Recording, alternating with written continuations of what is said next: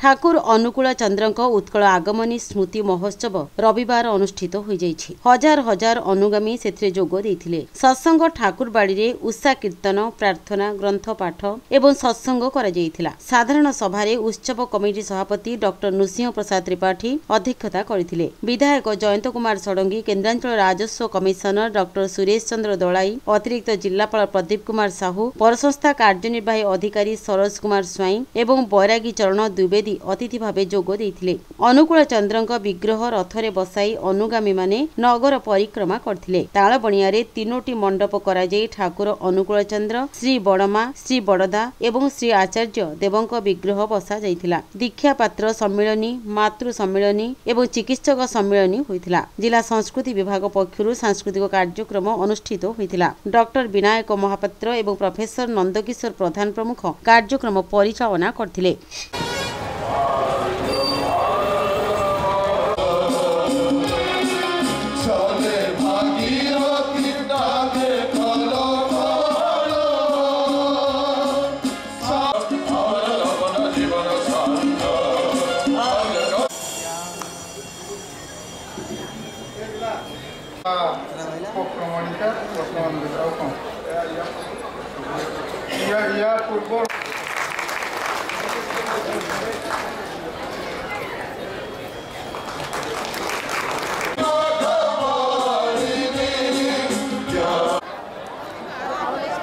जाहो आज आम दुईतम उत्कल पुरी आगमनी दिवस अवश्य श्री ठाकुर ये जानुरी मास सुरेश चंद्र दलाई से आज आसुँच आम बहुल राजनीति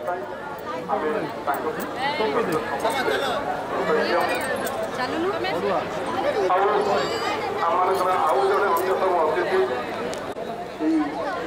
म्यूनिसिपालिटी पुरी म्यूनिसिपालिटी से होती